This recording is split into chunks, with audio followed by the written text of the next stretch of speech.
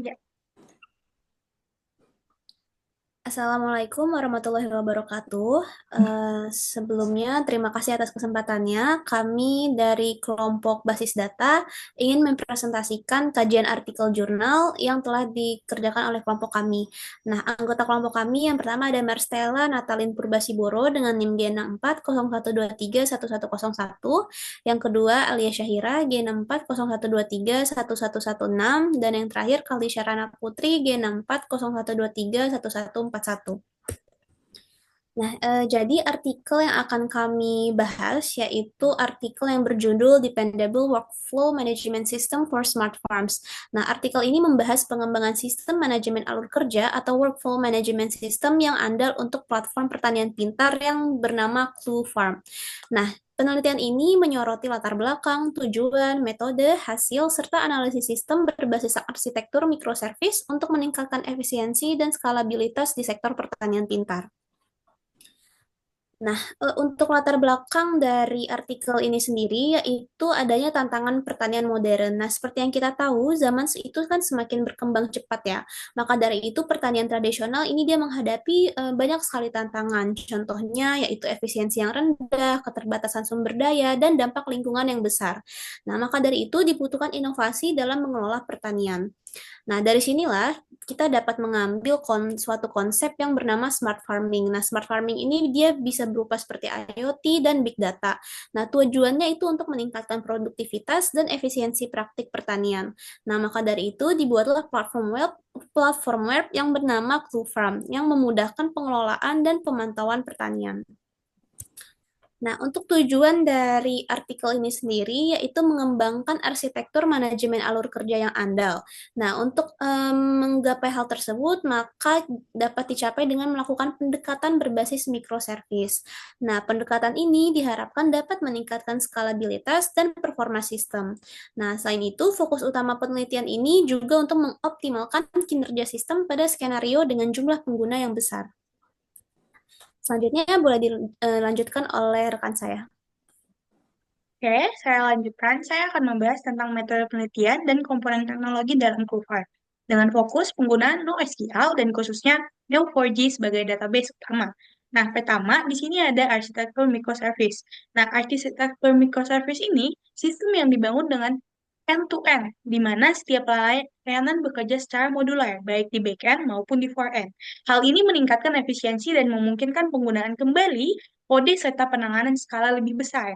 Microservice memungkinkan Clue Farm untuk menangani beberapa layanan secara independen, seperti manajemen data cuaca, pemeliharaan tanaman, dan pemantauan kesehatan tanaman. Kemudian yang kedua adalah Workflow Management Service. Apa itu Workflow Management Service? Workflow Management Service ini adalah komponen utama dalam platform Blue Farm yang membantu petani dalam mengelola dan mengikuti proses pertanian mereka secara lebih efisien.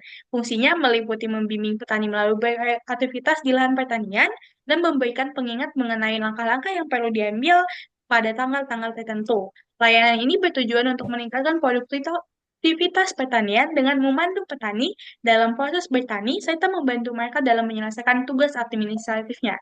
Nah, yang ketiga adalah Graph Database. Graph Database ya atau Neo4j. Pertama-tama, kenapa kita menggunakan NoSQL? Kenapa? Karena NoSQL ini dirancang untuk menangani data yang tidak terstruktur dan bersifat dinamis, seperti data yang memiliki banyak hubungan antar entitas yang sangat dibutuhkan dalam manajemen pertanian pintar. Di Clue Farm, NoSQL ini digunakan untuk menyimpan data alur kerja yang kompleks, sehingga petani bisa dengan mudah mengelola berbagai tahapan proses dari persiapan lahan hingga panen. Kemudian keunggulan Neo4j ini sebagai database itu apa? Neo4j ini sebagai graph database NoSQL yang sangat ideal untuk menangani data dengan hubungan kompleks antar entitas, di mana di Clue Farm ini, sistem dapat menyimpan data tentang tugas yang saling berkait seperti irigasi, terus setelah itu pemupukan, dan pemanenan. Nah, misalnya beberapa tugas pemupukan mungkin tergantung pada tugas irigasi yang selesai terlebih dahulu, Dan hubungan inilah yang bakal disimpan secara efisien di Neo4j. Kemudian ada autentikasi JWT. Autentikasi JWT ini adalah bersifat tentang keamanan. Sistem ini mengimplementasikan JWT untuk autentikasi atau menjaga keamanan data pengguna dengan kontrol akses yang aman dan terdistribusi. Setiap pengguna yang mengakses sistem hanya dapat melihat data yang relevan dengan peran mereka. Seperti kayak kalau kita misalnya jadi petani, maka yang mereka akses itu cuma sebagai petani. Nah, itu bakal menjaga integritas dan privasi data dalam Clue Farm. Mungkin bakal dilanjutkan oleh rekan saya. Oke, boleh di next slide? Oke, terima kasih. Nah, untuk hasil penelitiannya ini, jadi dia itu berhasil mengembangkan sistem manajemen alur kerja berbasis microservice yang meningkatkan efisiensi pengelolaan smart farming dan mampu menangani alur kerja kompleks dengan berbagai tugas serta dependensi. Nah, dari penjelasan Marcella sebelumnya juga kan dia bilang kalau misalkan dia tuh pakai apa tuh namanya yang 4G itu Neo4j. Nah, Neo4j ini adalah suatu database yang digunakan untuk graph database.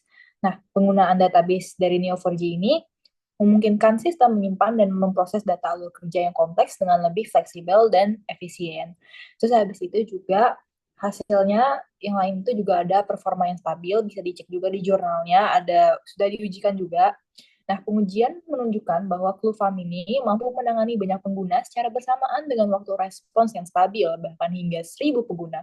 Hal ini menunjukkan kemampuan sistem Clufarm untuk menangani beban kerja yang tinggi. Selain itu juga dari hasil peneliti itu menunjukkan bahwa dia itu meningkatkan efisiensi pertanian. Boleh di next?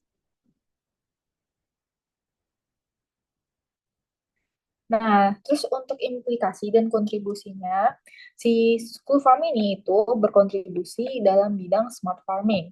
Jadi, kalau misalkan kita lihat di jurnalnya itu, si School Farm ini menampilkan workflow yang berguna untuk menyelesaikan tas-tas petani, yang dimana dia itu membantu para petani yang bisa digunakan dalam banyak farm, yang dimana hubungannya itu adalah many-to-many relationship. Nah, si workflow ini itu diantaranya ada static workflow, crop workflow, sama user defined atau custom workflow. Jadi kalau misalkan static workflow itu misalkan si petaninya itu harus bayar pajak. Nah, si workflow ini bisa diatur supaya ditanggalin gitu, kayak petaninya tuh kapan bayar pajaknya. Terus karena si pembayaran pajak ini kan dia itu terjadi dalam suatu fixed state gitu. Terus juga bisa juga dalam crop workflow. Jadi kalau crop workflow itu kayak misalkan dia mau petaninya mau nanam tomat. Nah itu kan ada banyak step-stepnya tuh, harus naruh bijinya, terus harus irigasi, terus panen sampai akhirnya panen gitu kan. Nah dari step-step ini bisa dijadikan sebagai crop workflow. Terus juga yang terakhir ada user define atau custom workflow. Jadi kalau yang buat custom ini itu si apa namanya ini Cool Farm ini bisa digunakan nggak hanya buat kepentingan atau pekerjaan sebagai seorang petani aja, tapi di luar pekerjaannya itu buat aktivitas sehari-hari itu juga bisa dia gunakan si sistem workflow-nya ini. Nah, tadi juga udah dijelasin sama Mas Stella kalau misalkan si Cool Farm ini menggunakan penerapan microservice arsitektur yang memberikan fleksibilitas bagi peneliti untuk memilih berbagai jenis database seperti mau milih SQL atau NoSQL yang dicocokkan yang paling sesuai dengan layanan Cool Farm. Terus habis itu si Cool Farm ini itu menerapkan pemanfaatan NoSQL. Kenapa si penulis ini memanfaatkan lebih memilih NoSQL ketimbang SQL? Karena seperti yang kita tahu, kalau misalkan SQL itu kan bentuknya tabel dan kolom, sementara NoSQL ini bentuknya tuh banyak. Ada misalkan graph kayak yang si Clue Farm ini, terus ada key value, terus ada dokumen, ada white column, dan lain-lainnya. Jadinya si NoSQL ini itu lebih fleksibel, sehingga memungkinkan si developer atau si penulis ini untuk mengolah data dengan lebih, balik lagi, dengan lebih fleksibel, dan mempercepat proses pengembangan aplikasinya, serta memberikan solusi yang lebih efisien. Terus yang terakhir itu ada peningkatan efisiensi dan keberlanjutan. Nah, sistem Clue Farm ini itu dikembangkan untuk memiliki potensi yang meningkatkan efisiensi dan keberlanjutan pengelolaan pertanian. Dengan kemampuan ini, sistem bisa membantu mengurangi penggunaan sumber daya, mengurangi limbah, dan meningkatkan produktivitas. Boleh di next. Nah, terus habis itu buat kritik dan saran dari si Clue Farm ini, yang pertama itu ada keterbatasan akses.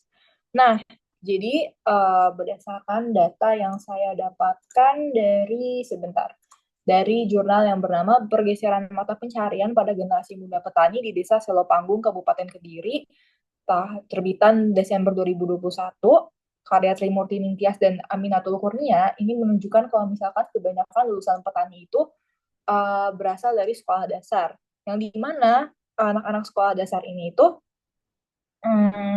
takutnya mereka itu gaptek sehingga nggak paham bagaimana cara mengoperasikan si Cool Farm ini gitu.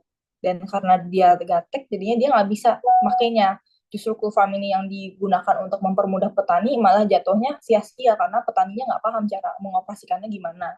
Terus juga yang kedua itu ada ketergantungan pada konektivitas. Jadi kan seperti yang kita tahu, lahan pertanian itu kan kebanyakan di pedesaan yang dimana tuh susah sinyal gitu kan, bukan di perkotaan. Nah, kalau misalkan susah sinyal terus nggak bisa diakses si Cool Farm-nya ini, maka jatuhnya kan agak percuma ya. Takutnya uh, aplikasinya ada tapi nggak bisa diakses gitu. Jadi dari kritik tadi itu, saran dari kami adalah yang pertama itu ada pengembangan antar muka. Jadi mungkin bisa ngasih kayak sosialisasi ke petaninya bagaimana cara menggunakan si website Clue Farm ini. Terus habis itu juga bisa dibuat lebih pendekatannya lebih ramah untuk orang-orang yang gaptek atau lebih awam dengan teknologi gitu kan. Terus untuk solusi offline-nya itu, terus yang kedua itu ada solusi offline. Jadi kalau buat solusi offline-nya ini mungkin si website Clue Farm ini bisa digunakan ketika nggak ada sinyal gitu. Karena kan seperti yang saya bilang tadi, itu tuh kebanyakan lahan pertanian kan di pedesaan. Jadi bisa diakses pas offline sehingga masih bisa berguna untuk petani gitu. Boleh dilanjut?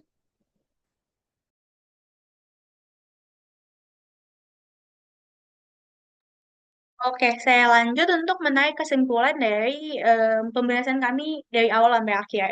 Nah, kesimpulannya adalah penelitian ini berhasil mengembangkan sistem manajemen alur kerja berbasis microservice yang andal untuk platform pertanian pintar Blue Farm. Sistem ini meningkatkan efisiensi pengelolaan, menangani alur kerja kompleks, meningkatkan performa terutama dengan banyaknya pengguna. Penggunaan GAP database dan autentifikasi JWT memaksimalkan fleksibilitas, skalabilitas, dan keamanan yang optimal. Meskipun ada beberapa dari kelemahannya, seperti keterbatasan akses untuk pengguna awam dan ketergantungan dalam konektivitas internet, penelitian ini membuka peluang untuk mengembangkan sistem yang lebih ramah pengguna dan berkelanjutan di masa depan. Oke, slide selanjutnya. Slide selanjutnya. Oke. Sekian presentasi kami. Jika memiliki kritik dan saran, kami perbolehkan untuk meninggalkan komen di bawah atau boleh melampirkan chat di pesan WhatsApp atau di platform lainnya. Sekian dari kami, terima kasih banyak.